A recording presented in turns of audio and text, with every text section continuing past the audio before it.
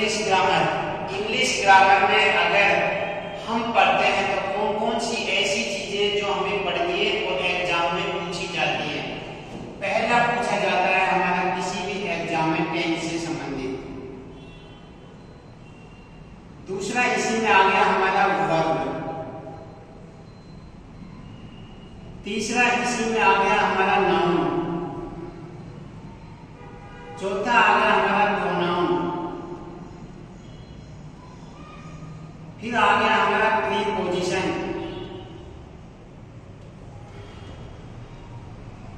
फिर आ गया हमारा आर्टिकल।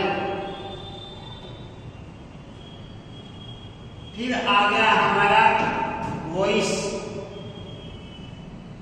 इसमें आ गया एक्टिव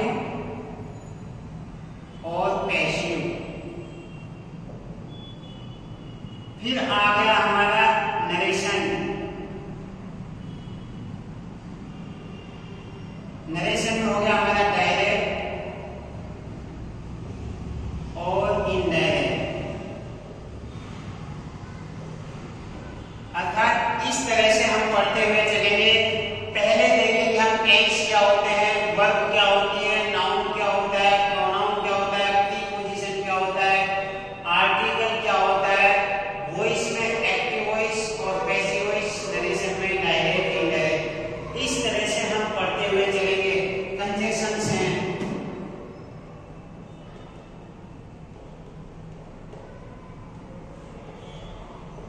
इत्यादि।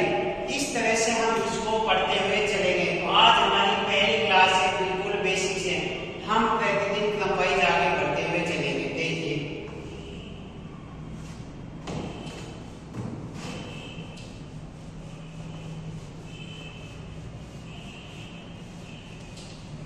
इंग्लिश में सबसे पहला आता है कि इंग्लिश को हम कौन सी लिपि में लिखते हैं। पहला, इंग्लिश को हम कौन सी लिपि में लिखते हैं। इंग्लिश लिखी जाती है रोमन लिपि में।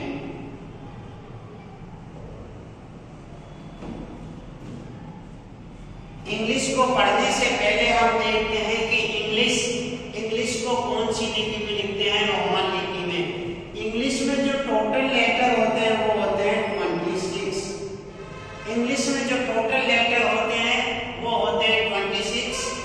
हिंदी को हम देवनागरी लिपि में लिखते हैं। हिंदी देवनागरी लिपि में लिखी जाती है, इंग्लिश रोमन लिपि में लिखी जाती है।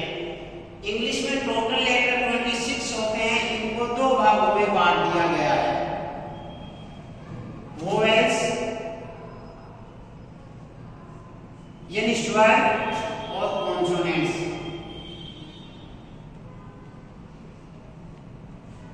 अर्थात इंग्लिश में जो 26 लेटर होते हैं उनको दो भागों में बांट दिया गया है। पहला बांट दिया गया वोवेल्स और दूसरा बांट दिया है कॉन्सोनेंट्स। वोवेल्स से हमारे 5 होते हैं और कॉन्सोनेंट्स हमारे 21 होते हैं। इस तरह से हम धीरे धीरे आगे बढ़ते हुए चलेंगे। ये हो गया हमारे स्वर, ये हो गए व्यंजन। अब आता है इंग्लिश का शुरू करने से पहले जो इंग्लिश है वो हमने देखा इंग्लिश रोमन लिपि में लिखी जाती है।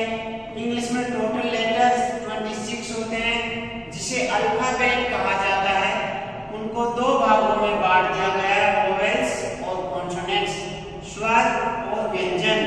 स्वर हमारे 5 होते हैं, कॉन्सोनेंट्स हमारे 21 होते हैं। आगे देखिए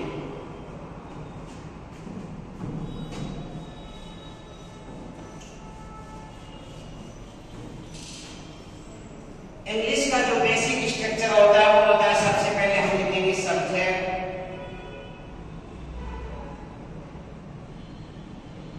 उसके बाद हम लिखेंगे वर्ब, उसके बाद लिखेंगे हम ऑब्जेक्ट। अर्थात पहले हम देखेंगे कि सब्जेक्ट क्या होता है, फिर हम देखेंगे वर्ब क्या होती है, फिर हम देखेंगे ऑब्जेक्ट क्या होता है। हम पहले पहचानेंगे कि सब्जेक्ट क्या है यानी कर्ता, वर्ब क्या है यानी क्रिया, ऑब्जेक्ट क्या है यानी कर्म। देखिए सब्जेक्ट हमारा दो प्रकार का हो सकता है। सब्जेक्ट हमारा नाउन भी हो सकता है और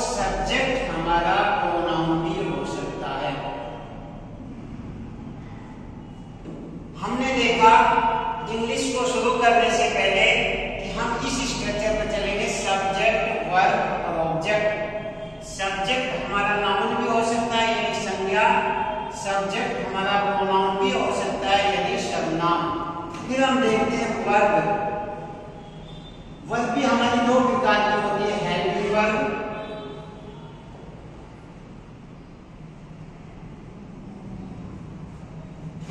और दूसरी होती है मेन वर्ब।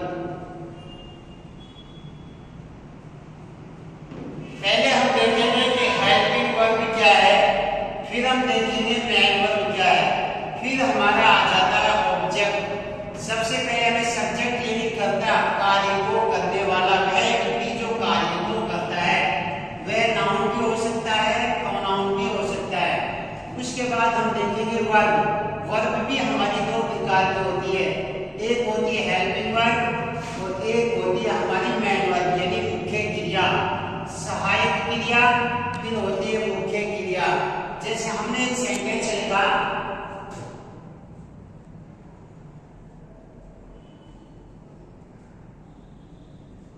उदाहरण के लिए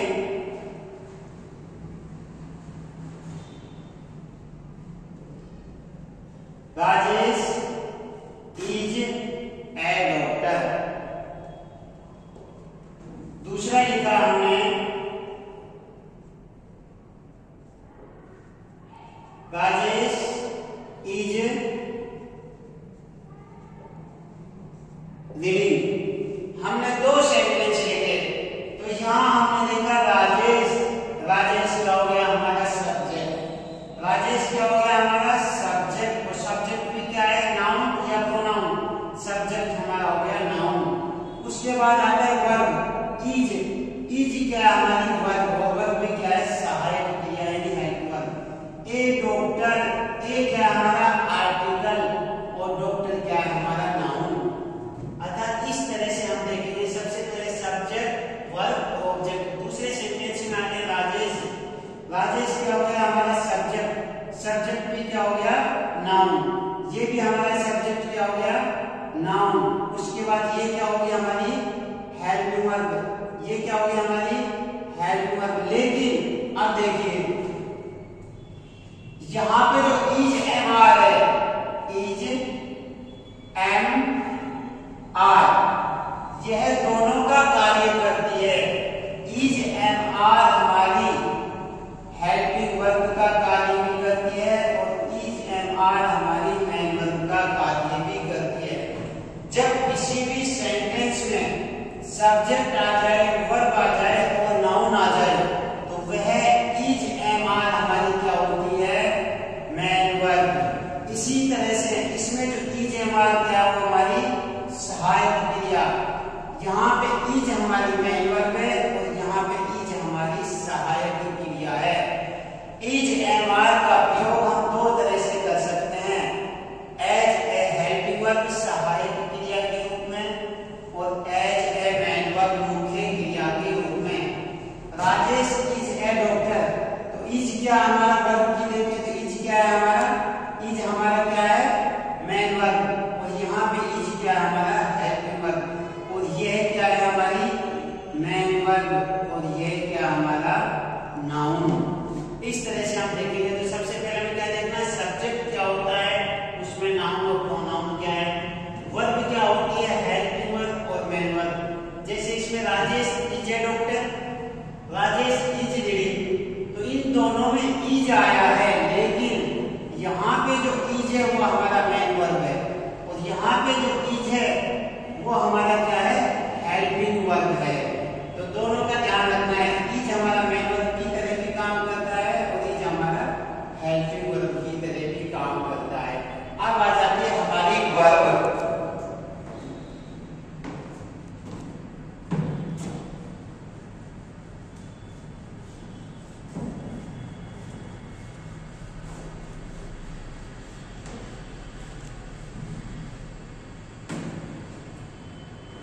वर्ब हमारी 5 होती है, फर्स्ट, सेकेंड, थर्ड, फोर्थ और फिफ्थ। किसी भी चीज को पहचानने के लिए जब हम वर्ब को मानेंगे तो वर्ब हमारी 5 होती है। जो फर्स्ट होती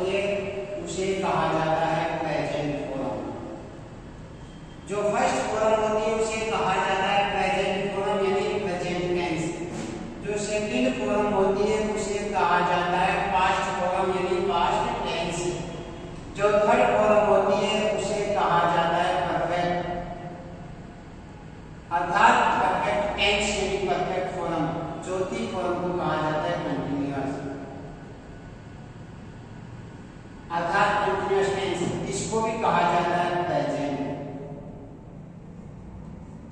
किसी भी सेंटेंस में वर्ब की फर्स्ट फॉर्म आ जाए टेंस का नाम प्रेजेंट टेंस, किसी भी सेंटेंस में वर्ब की सेकंड फॉर्म आ जाए टेंस का नाम पास्ट टेंस, किसी भी सेंटेंस में वर्ब की थर्ड फॉर्म आ जाए टेंस का नाम परफेक्ट टेंस, किसी भी सेंटेंस में वर्ब की चौथी फॉर्म आ जाए टेंस का नाम कंटीन्यूअस, किसी भी सेंटेंस में वर्ब की पांचवी फॉर्म आ जाए प्रेजेंट।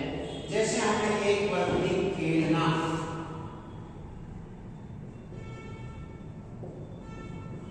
यहां पे लिखा प्ले, यहां पे लिखा प्ले, यहां पे लिखा प्ले, यहां पे लिखा प्ले और यहां पे लिखा प्ले। एक बार बोल लेते हैं तोड़ना, यहां पे लिखा प्लग, यहां पे लिखा प्लग, यहां पे लिखा प्लग, यहां पे लिखा प्लेसिंग और यहां पे लिखा प्लग्स। अब देखिए जहां कहीं भी सेंटेंस में ये वाली वर्ब आ जाती है फर्स्ट फॉर्म उसे कहा जाता है प्रेजेंट टेंस, जहां कहीं भी ये वर्ब आ जाती है उसे कहा जाता है पास्ट टेंस, जहां कहीं भी ये वर्ब आ जाती है उसे कहा जाता है परफेक्ट टेंस, जहां कहीं भी ये वर्ब आ जाती है आईएनजी फॉर्म इसको कहा जाता है आईएनजी फॉर्म,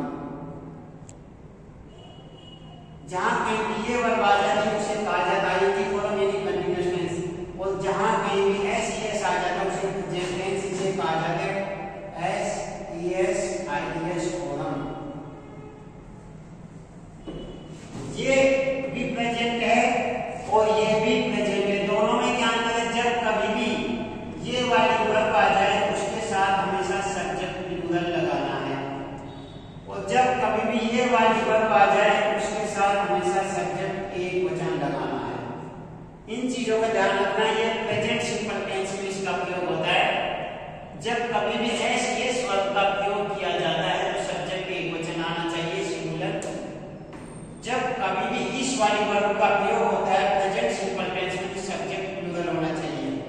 कहीं भी जब दोनों वर्ब एक जैसी हो, कहीं भी जब यहाँ पे भी प्लग्ड है, यहाँ पे भी प्लग्ड है, यहाँ पे भी प्लेड है, यहाँ पे भी प्लेड है, तो उनको पहचानने के लिए इस वाली वर्ब से पहले हमेशा सहायक क्रिया आती है,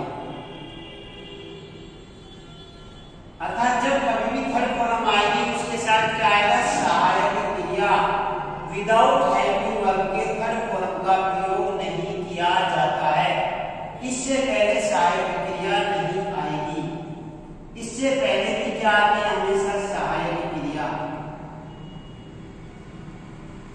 जब कभी भी आईएनजी फॉर्म का प्रयोग करना है तो हमें सहायक क्रिया का प्रयोग करना होगा। जब कभी भी इस फॉर्म का प्रयोग करना है तो सहायक क्रिया का प्रयोग करना होगा टेंस को पहचानने के लिए।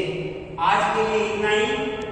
पांचवी फॉर्म का प्रयोग हम करते हैं प्रेजेंट सिंपल टेंस में, इसे कहा जाता है एसईएस आईईएस वाली फॉर्म। जब कभी भी हमें फर्स्ट फॉर्म लिखनी हो प्रेजेंट टेंस तो इसके साथ सब्जेक्ट एक वचन नहीं प्लूरल आएगा। अगर हमें सेकंड फॉर्म लिखनी हो तो उसे पास्ट टेंस कहेंगे, थर्ड फॉर्म लिखनी हो तो उसे परफेक्ट टेंस कहेंगे, फोर्थ फॉर्म को